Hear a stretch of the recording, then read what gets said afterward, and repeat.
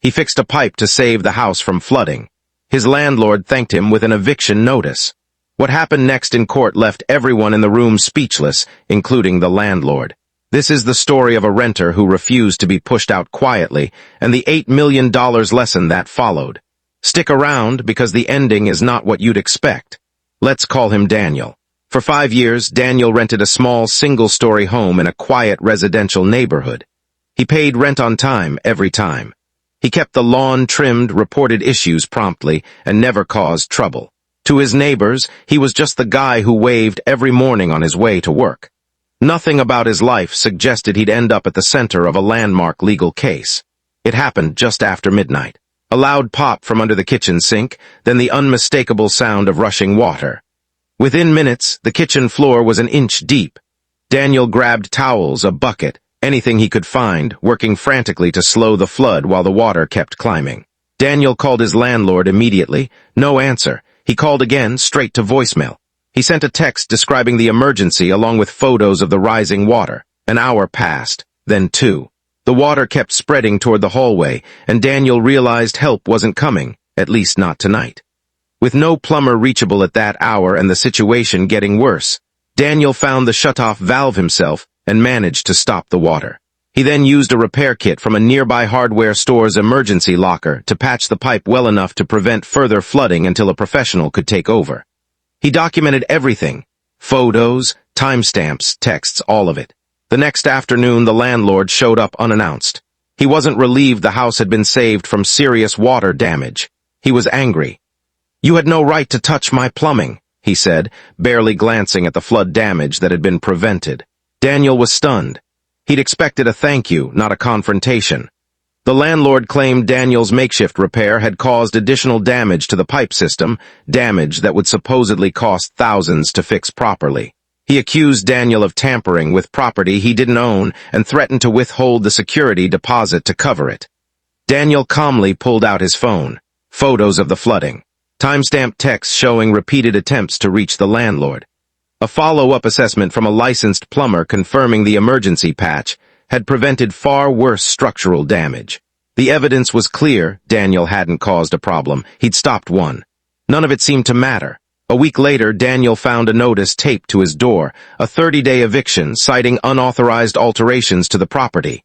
No mention of the flooding. No mention of the hours he'd spent trying to reach his landlord that night. Daniel sat with the notice in his hands, replaying 5 years of on-time payments, careful upkeep, and quiet cooperation. None of that seemed to count for anything now. He wasn't just losing a rental. He was losing the sense that doing the right thing mattered. A friend suggested Daniel speak with a tenant rights advocate before signing anything or moving out. Reluctantly, he made the call. The advocate listened to the full story, then asked to see every text, photo, and document Daniel had saved from that night. The advocate explained something Daniel hadn't known.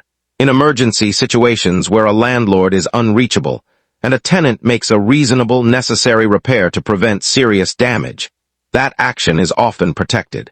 And an eviction that follows shortly after a tenant asserts those rights can raise serious questions about retaliation.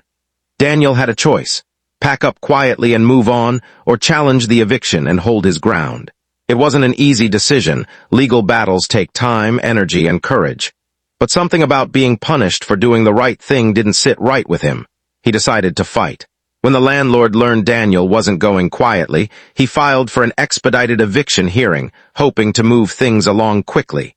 He believed the case was simple: a tenant who'd overstepped his role. He wasn't expecting much resistance. In the hearing room, the landlord told his version: an unauthorized repair, a tenant who didn't respect boundaries, property that needed protecting. On the surface, it sounded almost reasonable, until it was Daniel's turn to speak. Daniel laid it all out: the burst pipe, the flooding, the repeated unanswered calls, the emergency shutoff. The plumber's written assessment confirming his actions had prevented significant damage. The judge reviewed the photos and timestamps carefully, then called for a closer look at the full timeline before ruling. The case was continued for further review. Daniel's advocate requested records of any prior maintenance complaints tied to the property, a request that would end up changing everything. The records revealed something the landlord hadn't mentioned. Daniel had submitted maintenance requests about aging plumbing months earlier. Those requests had gone unanswered.